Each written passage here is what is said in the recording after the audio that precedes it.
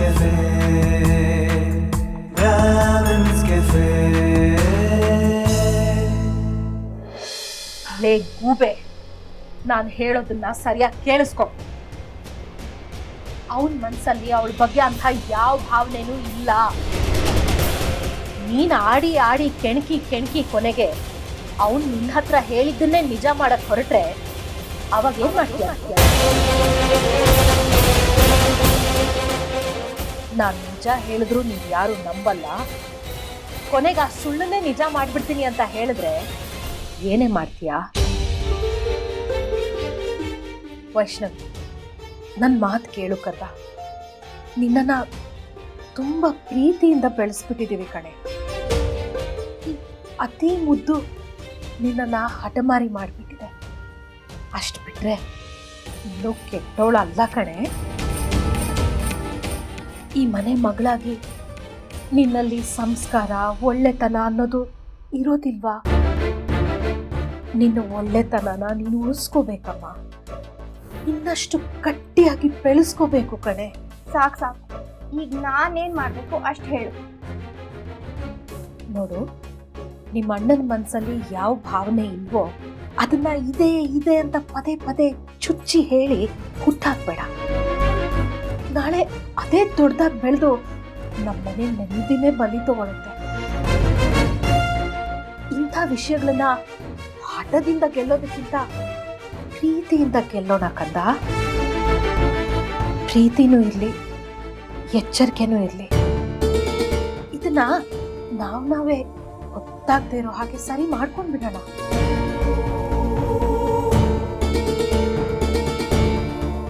ನಾನು ನಿನಗೆ ಹೇಳಿದ್ದು ಅರ್ಥ ಆಗಿದೆ ಅನ್ನೋದಾದ್ರೆ ಈ ವಿಚಾರನ ಇಲ್ಲಿಗೆ ಬಿಟ್ಬಿಡು.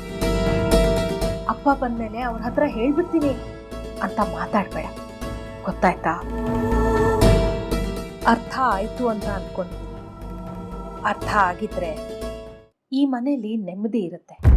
ಇಲ್ಲ ಅಂದ್ರೆ ಇದ್ದೇ ಇದೆಯಲ್ಲ, ಕದನ, ಜಗಳ, ಯುದ್ಧ,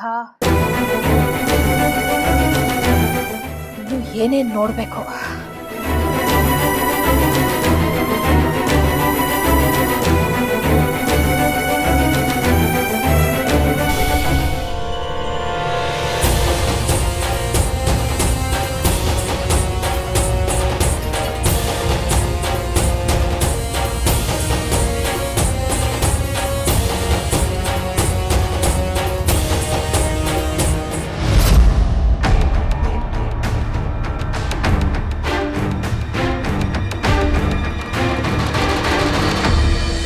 ಗುಡ್ ಮಾರ್ನಿಂಗ್. ಹೇಗಿದ್ದೀರಾ ಧನ್ಯ ಮೇಡಮ್? ನಾನು ಚೆನ್ನಾಗಿದ್ದೀನಿ, ನಿಜವಾಗ್ಲೂ ಚೆನ್ನಾಗಿದ್ದೀನಿ. ತಾವು ಹೇಗಿದ್ದೀರಾ ಶ್ರೇಯಸ್ ಅವರೇ? ಚೆನ್ನಾಗಿಲ್ಲ, ನಿಜವಾಗ್ಲೂ ಚೆನ್ನಾಗಿಲ್ಲ. ಈಗೇನು ಮಾಡ್ತೀರಾ? ನಾನೇನು ಮಾಡೋಕ್ಕಾಗತ್ತೆ ಹೇಳಿ ಶ್ರೇಯಸ್ ಅವರೇ? ಚೆನ್ನಾಗಿರೋದಕ್ಕೆ ಹೇಗೆ ಸಾಧ್ಯ? ವಾಸ್ತವ ಅರ್ಥ ಮಾಡ್ಕೊಳ್ದೆ ಕನ್ಸಿನ ಲೋಕ ಕಟ್ಕೊಂಡ್ರಿ, ಅಡ್ಡದಾರಿಲಿ ಜೀವನ ಕಟ್ಕೊಳ್ಳೋದಕ್ಕೆ ಹೊರಟ್ರಿ. ತುಂಬ ಕೆಟ್ಟದಾಗಬೇಕಿತ್ತು ಶ್ರೇಯಸ್. ಇಷ್ಟಾದರೂ ಒಳ್ಳೇದಾಗಿದೆಯಲ್ಲ ಅಂತ ಸಂತೋಷ ಪಡಬೇಕು ನೀವು. ಬೇಷ್, ನಾನು ಸಂತೋಷವಾಗಿಲ್ಲದೆ ಇರೋದನ್ನ ನೋಡಿ ಸಮಾಧಾನ ಆಯ್ತಾ? ನೀವಿಲ್ಲದೆ ನಾನು ಹೇಗೆ ಬದುಕ್ತಾ ಇದ್ದೀನಿ ಅಂತ ಕಣ್ಣಾರೆ ನೋಡೋಕೆ ಬಂದ್ರಾ, ಅಥವಾ ಮನ್ಸಾರೆ ಹೇಗಿದ್ಯಾ ಅಂತ ವಿಚಾರ್ಸಕ್ಕೆ ಬಂದ್ರ? ಇದೆಲ್ಲ ಬೂಟಾಟಿಕೆ ಬಿಟ್ಟಾಕೆ ಡೈರೆಕ್ಟಾಗಿ ವಿಷಯಕ್ಕೆ ಬಂದ್ಬಿಡೋಣ. ನೀವು ನನಗೆ ಸರಿಯಾಗಿ ಏಟು ಕೊಟ್ರಿ. ನೀವು ಕೊಟ್ಟಿರೋ ಏಟಿಗೆ ನಾನು ಎದುರೇಟ್ ಕೊಟ್ಟಿಲ್ಲ ಶ್ರೇಯಸ್, ಉಪಕಾರನೇ ಮಾಡಿದ್ದೀನಿ. ಅದು ನಿಮಗೂ ಗೊತ್ತಿದೆ, ಆದರೆ ನಿಮಗೆ ಒಪ್ಕೊಳ್ಳೋ ಮನಸ್ಸಿಲ್ಲ. ನಂಗೆ ಗೊತ್ತು ನೀವು ಎಷ್ಟು ಅಪ್ಸೆಟ್ ಆಗಿದ್ದೀರಿ ಅಂತ. ಇರಲಿ, ಕಾಲ ಎಲ್ಲ ಸರಿ ಮಾಡತ್ತೆ. Good bye. ಅಷ್ಟು ಸುಲಭವಾಗಿ ನನ್ನ ಜೀವನದಿಂದ ಗುಡ್ ಬೈ ಹೇಳೋದಕ್ಕೆ ಸಾಧ್ಯನೇ ಇಲ್ಲ. ಎಸ್, ನಾನು ನಿನ್ನ ಪ್ರೀತಿನೂ ನೋಡಿದ್ದೀನಿ, ದ್ವೇಷನೂ ನೋಡಿದ್ದೀನಿ. ನೀನು ನನ್ನ ಪ್ರೀತಿ ಮಾತ್ರ ನೋಡಿದ್ಯಾ, ದ್ವೇಷ ಇನ್ನೂ ನೋಡಿಲ್ಲ. ಇನ್ನು ಮುಂದೆ ಅದನ್ನು ನೋಡ್ತೀಯ. ಬರೀ ನೀನು ಮಾತ್ರ ಅಲ್ಲ, ನಿನ್ನ ಜೊತೆ ಇದ್ದಾಳಲ್ಲ ಆ ನಿನ್ನ ಫ್ರೆಂಡ್, ಅವಳು ಕೂಡ ನನ್ನ ದ್ವೇಷನ ನೋಡಬೇಕಾಗುತ್ತೆ. ನನ್ನ ಜೀವನ ಹಾಳು ಮಾಡಿದ ಆರೋಪಿ ನಂಬರ್ 1 ಕರುಣ. ನೀನು ಆರೋಪಿ ನಂಬರ್ 2. ಬೇಡ ಶ್ರೇಯಸ್, ಈ ದ್ವೇಷ ಇಬ್ಬರಿಗೂ ಒಳ್ಳೇದಲ್ಲ. ಪರವಾಗಿಲ್ಲ, ನನಗೇನು ಬೇಕಾಗಿಲ್ಲ. ಹೇಗಿದ್ರು ನನಗೆ ಒಳ್ಳೇದಾಗಿಲ್ಲ ಧನ್ಯ. ನಾನು ಪ್ರೀತಿಸ್ತಾ ಇದ್ದವಳು ನನಗೆ ಸಿಕ್ಕಿಲ್ಲ. ಇನ್ಯಾರೋ ಒಬ್ಳಿಗೆ ಬಲವಂತವಾಗಿ ತಾಳಿ ಕಟ್ಟಿದ್ದೀನಿ. ನಾನು ಅವಳ ನಿಜವಾಗ್ಲೂ ಪ್ರೀತಿಸ್ತಾ ಇಲ್ಲ. ತಾಳಿ ಕಟ್ಬಿಟ್ಟಿದ್ದೀನಿ ಅಷ್ಟೇ. ಆದರೆ ನಮ್ಮಿಬ್ರು ಮಧ್ಯೆ ಏನೂ ಆಗಿಲ್ಲ, ಆಗ್ಬೇಕಾಗೂ ಇಲ್ಲ. ನಿಜ ಹೇಳ್ಬೇಕು ಅಂದ್ರೆ ನನಗೆ ಬದುಕಬೇಕು ಅಂತಾನೆ ಅನ್ನಿಸ್ತಾ ಇಲ್ಲ. ಅದಕ್ಕೆ ಒಬ್ಬನೇ ಹಾಕೋಗ್ಬೇಕು, ಎಲ್ರನ್ನೂ ಕರ್ಕೊಂಡು ಮುಳುಗೋಗ್ಬಿಡೋಣ ಅಂದ್ಕೊಂಡಿದ್ದೆ. ಏನಂತೀಯ? ಎಸ್, ಇದೆಲ್ಲ ಆಗ್ಬಾರ್ದು ಅನ್ನೋದಾದ್ರೆ ನೀನು ಬದಲಾಗಬೇಕು, ಎಲ್ಲನೂ ಬದಲಾಗಬೇಕು. ಈಗಲೂ ನಾನು ನಿನ್ನನ್ನು ತುಂಬ ಪ್ರೀತಿಸ್ತಾ ಇದ್ದೀನಿ ಧನ್ಯ. ನಿನಗೋಸ್ಕರ ಕಾಯ್ತಾ ಇದ್ದೀನಿ. ಆದರೆ ಕಾಡೋದಿಲ್ಲ, ಬೇಡೋದಿಲ್ಲ, ಕೆಣ್ಕೋದಿಲ್ಲ.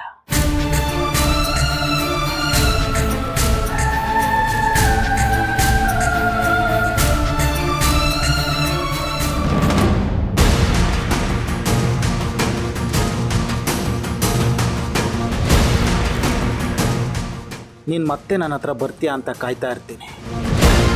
I am waiting for.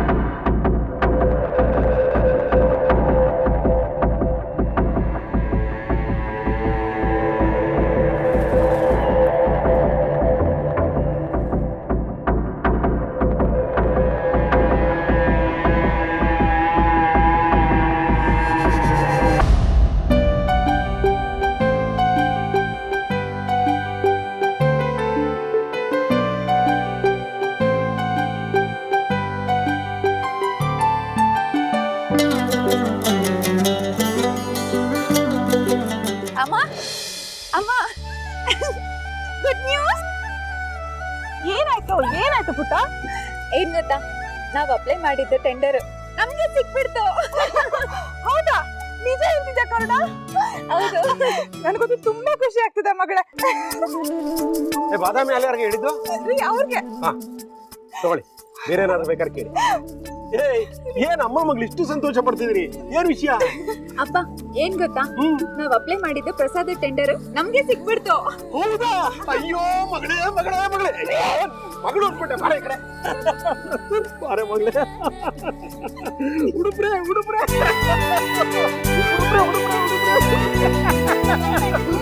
ಸಂತೋಷದ ವಿಷಯ. ನಮ್ ಬ್ರಾಹ್ಮಿನ್ಸ್ ಕೆಫೆಗೆ ಪ್ರಸಾದ ಟೆಂಡರ್ ಆಗಿದೆ. ಹೌದಾ? ನನಗಂತೂ ತುಂಬಾ ಖುಷಿ ಆಗ್ತದೆ ಕರುಣ. ಒಟ್ನಲ್ಲಿ ಈ ಟೆಂಡರ್ ನಮ್ಗೆ ಸಿಕ್ತಲ್ಲ. ಅಲ್ಲಿ ಏನೇನಾಯ್ತು, ಏನೇನ್ ಕಂಡೀಷನ್ ಹಾಕಿದ್ರು? ನಿಜವಾಗ್ಲೂ ನಮ್ಗೆ ಈ ಟೆಂಡರ್ ಸಿಗುತ್ತೆ ಅಂತ ನಾನು ಅನ್ಕೊಂಡೇ ಇರ್ಲಿಲ್ಲ ಅಮ್ಮ. ಈ ಸ್ಯಾಂಪಲ್ ನ ಚೆಕ್ ಮಾಡಿ ಯಾರಿಗೆ ಟೆಂಡರ್ ಕೊಡ್ಬೇಕು ಅಂತ ನಿರ್ಧಾರ ಮಾಡೋದಕ್ಕೆ ಯಾರು ಬಂದಿದ್ರು ಗೊತ್ತಾ? ವಿನಾಯಕ ಪಂಡಿತ್ ಅಪ್ಪಾಜಿ ಬಂದಿದ್ರು.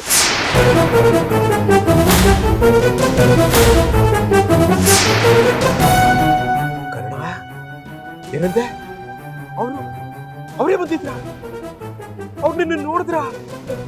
ನಿನ್ನ ನೋಡಿ ಕೂಡ ಟೆಂಡರ್ನ? ಅದೇ ನನಗೂ ನಂಬಕ್ ಆಗ್ತಿಲ್ಲ ಅಪ್ಪ. ನಾನು ಇಷ್ಟು ದಿನ ಎಲ್ಲೋ ಒಂದ್ ಕಡೆ ಅವ್ರ ಬಗ್ಗೆ ಸಿಟ್ಟು ಅಸಹನೆ ಇಟ್ಕೊಂಡಿದ್ದೆ. ಆದ್ರೆ ನನ್ಗಿವತ್ತು ಅವ್ರ ವ್ಯಕ್ತಿತ್ವ ಎಂತದು ಅಂತ ಪರಿಚಯ ಆಯ್ತು. ವಿನಾಕಾರಣ ಅವ್ರನ್ನ ನೋಯಿಸ್ತಿದ್ದೆ ಅಂತ ನನ್ ಮೇಲೆ ನನಗೆ ಬೇಜಾರಾಗ್ಬಿಡ್ತು. ಅದ್ ಏನ್ ಹೇಳ್ತಿದ್ಯಾ ಮಗಳೇ? ನನ್ಗೇನು ಅರ್ಥ ಆಗ್ತಿಲ್ಲ. ಸ್ವಲ್ಪ ಬಿಡಿಸಿ ಹೇಳ್ಬಾರ್ದಾ? ಅಲ್ಲಿ ಏನಾಯ್ತು ಅಂದ್ರೆ,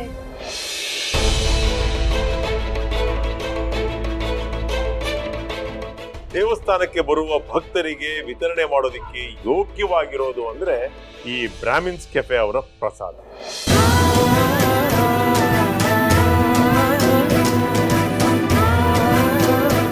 ನೋಡ್ದ್ಯಾ ಮಗಳೇ, ನೋಡ್ದ್ಯಾ ಅವ್ರೆಂಥ ದೊಡ್ಡ ಮನುಷ್ಯರು ಅಂತ? ತುಂಬಾ ಒಳ್ಳೆ ಮನುಷ್ಯರು ಕಣಮ್ಮ. ಅದು ಯಾಕೋ ಗೊತ್ತಿಲ್ಲ, ನಮ್ಮ ಬಗ್ಗೆ ಅವ್ರ ಮನಸ್ಸಲ್ಲಿ ಸ್ವಲ್ಪ ಕಹಿ ಇಟ್ಕೊಂಡ್ಬಿಟ್ಟಿದ್ದಾರೆ. ಅದಕ್ಕೆ ಅಂಥವ್ರ ಬಗ್ಗೆ ನಾವು ಏನೂ ಹೇಳಬಾರ್ದಾಗಿತ್ತು. ದೊಡ್ಡವರು ಯಾವಾಗಲೂ ದೊಡ್ಡವರೇ ಮಗಳೇ. ಹೌದಪ್ಪ, ನನ್ಗೀಗ ಹಾಗೆ ಅನ್ನಿಸ್ತದೆ. ವೈಭವ್ ಹೇಳ್ತಿದ್ದು ನಿಜಾನೇ. ನಾವು ಈ ಜಗತ್ತನ್ನ ಎಷ್ಟೇ ದ್ವೇಷಿಸ್ಬೋದು, ಆದ್ರೆ ಈ ಜಗತ್ತಲ್ಲೇ ಬದುಕಬೇಕು. ಏನ್ ಹೇಳ್ತಿದ್ಯೋ ಏನೂ ಗೊತ್ತಿಲ್ಲ ಕಣಮ್ಮ. ಒಟ್ನಲ್ಲಿ ನಿನಗೆ ಅವ್ರ ಮೇಲೆ ಇದ್ದದ್ ಕಹಿ ಹೊಟ್ಟೋಯ್ತಲ್ಲ, ಅಷ್ಟೇ ಸಾಕು ಮಗಳೇ. ಯಾವಾಗ್ಲಾದ್ರೂ ಅವ್ರ ಕಾಲಿಗೆ ಬಿದ್ದು ಒಂದೇ ಒಂದ್ಸಲ ಕ್ಷಮಾಪಣೆ ಕೇಳ್ಕೊಂಡ್ಬಿಡು. ಅದನ್ನು ಮಾಡಿದೆ ಅಮ್ಮ ನಾನು.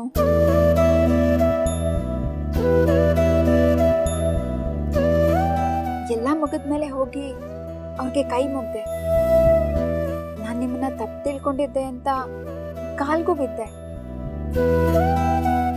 ಅವ್ರು ನನಗೆ ಅಲ್ಲಿ ಒಂದು ಎಚ್ಚರಿಕೆ ಕೊಟ್ರು. ನಾನು ನನ್ನ ಆತ್ಮಸಾಕ್ಷಿಗೆ ತಕ್ಕ ಹಾಗೆ ನಡ್ಕೊಂಡಿದ್ದೀನಿ. ಆಮೇಲೆ ಇನ್ನೊಂದು ವಿಚಾರ, ನೀನು ಇದನ್ನ ದೊಡ್ಡದು ಮಾಡಿ ತಲೆಗೆ ಹಾಕೊಂಡು ನನಗೆ ನಮ್ಮ ಮನೆಯವರಿಗೆ ಹತ್ರ ಆಗೋದಕ್ಕೆ ಪ್ರಯತ್ನ ಪಡಬೇಡ. ನೀನು ಯಾವತ್ತಿದ್ರು ನನಗೆ ಸಮಸ್ಯೆನೇ. ಏನಂದೆ ಮಗಳೇ? ಎಲ್ಲ ಆದ್ಮೇಲೆ ಹೀಗಂದ್ಬಿಟ್ರ? ಅಪ್ಪ, ಅದ್ರಲ್ಲಿ ತಪ್ಪೇನೂ ಇಲ್ವಲ್ಲ. ಅವರೆಲ್ಲ ಏಕ್ದಮ್ ಬದಲಾಗೋಕ್ ಆಗಲ್ಲಪ್ಪ. ಎಲ್ಲ ಪೂರ್ತಿಯಾಗಿ ಸರಿ ಹೋಗೋದಕ್ಕೆ ಒಂದ್ ಸ್ವಲ್ಪ ಸಮಯ ಬೇಕಲ್ವಾ?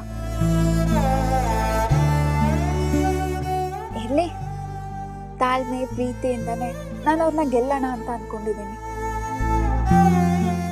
ಅವ್ರ ಮನ್ಸು ಎಂತದ್ದು ಅಂತ ಗೊತ್ತಾದ್ಮೇಲೆ ನಾವ್ಯಾಕಪ್ಪ ಕಹಿ ಇಟ್ಕೊಂಡು ಅವ್ರ ಹತ್ರ ಮಾತಾಡ್ಬೇಕು? ಬರ್ತಾರೆ, ಯಾವತ್ತೋ ಒಂದು ದಿವಸ ಬಂದೇ ಬರ್ತಾರೆ.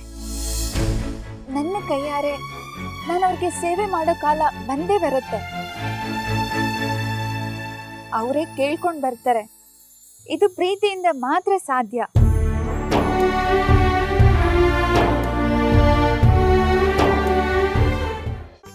ಆಯ್ತು, ನಿಮ್ಮೆಲ್ಲರ ಪ್ರಯತ್ನದಿಂದ ನಮಗೆ ಇಷ್ಟೊಂದು ದೊಡ್ಡ ಕೆಲಸ ಸಿಕ್ಕಿದೆ. ಏನು ತಮಾಷೆನ? 100 ಜನಕ್ಕೆ ಪ್ರಸಾದ ಮಾಡೋದು. ಎಲ್ಲಿ ಕೊಡಬೇಕಂತೆ, ಎಷ್ಟು ಕೊಡಬೇಕಂತೆ ಏನಾದರೂ ಹೇಳಿದ್ರ? ಅವೆಲ್ಲ ನಿಧಾನವಾಗಿ ಹೇಳ್ತೀನಿ ಅಂಕಲ್. ಅದೆಲ್ಲ ಬೇರೆ ಒಂದು ಫಾರ್ಮಲ್ಲಿ ಅವ್ರು ನೀಟಾಗಿ ವಿವರಿಸಿದ್ದಾರೆ. ನಾವಿಲ್ಲೇ ಪ್ರಸಾದ ಮಾಡಿ ಅಲ್ಲ ಕಳ್ಸೋದ ಅಥವಾ ಅಲ್ಲೇ ಹೋಗಿ ಮಾಡ್ಬೇಕಾ? ಅದನ್ನು ಹೇಳಿದ್ದಾರೆ ಅಜ್ಜಿ. ಜನಗಳಿಗೆ ಹಂಚೋದನ್ನ ನಾವಿಲ್ಲೇ ಮಾಡ್ಬೋದು. ದೇವರ ನೈವೇದ್ಯಕ್ಕೆ ಕೆಲವೊಂದು ಅಲ್ಲೇ ಹೋಗಿ ಮಾಡ್ಬೇಕಾಗತ್ತೆ. ನಾನು ಎಲ್ಲನೂ ಆಮೇಲೆ ನಿಮ್ಗೆ ಡೀಟೇಲ್ ಆಗಿ ಹೇಳ್ತೀನಿ ಬಿಡಿ. ಹೌದಮ್ಮ, ನಿಜ. ನೀನು ಹೇಳಿದಾಗೆ ಅದನ್ನೆಲ್ಲ ನಿಧಾನವಾಗಿ ಕೂತ್ಕೊಂಡು ಮಾತಾಡೋಣ. ತುಂಬಾ ಭಯ, ಭಕ್ತಿ, ಶ್ರದ್ಧೆ, ಮಡಿಯಿಂದ ಈ ಕೆಲಸ ಮಾಡಬೇಕು. ಅದ್ರ ಬಗ್ಗೆ ಆಮೇಲೆ ಮಾತಾಡೋಣ. ವಿಶು, ನಾನು ಒಡೆ ರುಬ್ತಾ ಇದ್ದೆ. ಏ ಅಮ್ಮ, ಬಾರೆ, ಪಾತ್ರೆ ಕಡೆ ಒಂದು ದೊಡ್ಡದು ಒಡೆ ಎಲ್ಲ ಬಳೆದು ಪಾತ್ರೆಗೆ ಹಾಕ್ಬೇಕು. ಬಾ ಮಗಳೇ ಮಗಳೇ ಮಗಳ, ನಿಜವಾಗ್ಲೂ ಸಂತೋಷ ಆಗ್ತಿದ್ಯಮ್ಮ. ಎಂಥ ಒಳ್ಳೆ ಪುಣ್ಯದ ಕೆಲಸ ಮಾಡೋ ಅವಕಾಶ ನಮಗ್ ಕೂಡ ಬಂದಿದೆ. ಅಪ್ಪ, ಇದೆಲ್ಲ ಆಗಿದ್ದು ವೈಭವ್ ಅವರಿಂದನೇ ಆಗಿದ್ದು ಇದೆಲ್ಲ.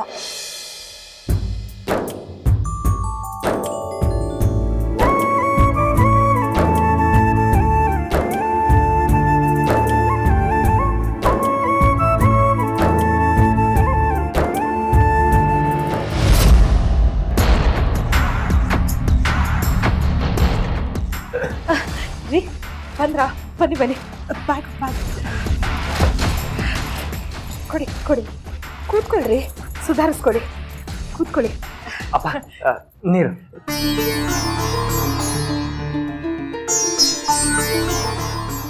ಕುಡಿಪ್ಪ, ನನ್ನ ಕೈ ಕೊಡಿ. ಸ್ವಲ್ಪ ಕಾಫಿ ಮಾಡ್ಕೊಂಡು ತರ್ತೀನಿ. ಅದ್ರ ಜೊತೆಗೆ ಅವಲಕ್ಕಿ ಚೂಡಾನು ಮಾಡಿದ್ದೀನಿ, ತಂದ್ಕೊಟ್ಬಿಡ್ಲಾ ಅಥವಾ ಬೇರೆ ಏನಾದರೂ ತಿಂತೀರಾ? ಸ್ವಲ್ಪ ಸಮಾಧಾನವಾಗಿರು. ನಿಮ್ ಪ್ರೀತಿ ಏನು ಅನ್ನೋದು ನನ್ಗೆ ಅರ್ಥ ಆಗುತ್ತೆ. ಆದ್ರೆ ಈ ವಿಷಯನ ನೀವು ಇಷ್ಟೊಂದು ಎಮೋಷನಲ್ ಆಗಿ ತಗೊಳ್ಳೋ ಅವಶ್ಯಕತೆ ಇಲ್ಲ ಅನ್ನೋದು ನನ್ನ ಭಾವನೆ.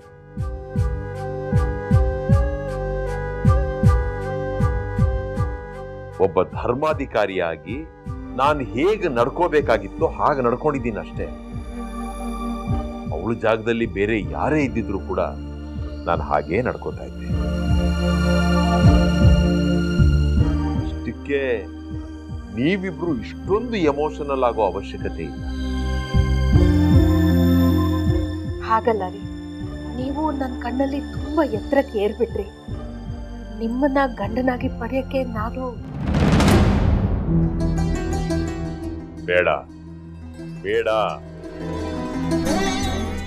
ಸಮಯ ಬಂದಾಗ ಎತ್ತರಕ್ಕೆ ಏರ್ಸೋದು, ಆಮೇಲೆ ಕೆಳಗಿಳಿಸೋದು, ಇವೆಲ್ಲ ನನಗೆ ಅಭ್ಯಾಸ ಆಗೋಗಿದೆ. ಅದನ್ನು ಮಾಡೋದ್ರಲ್ಲಿ ನೀವು ಬಹಳ ದೊಡ್ಡ ಕಲಾವಿದರು.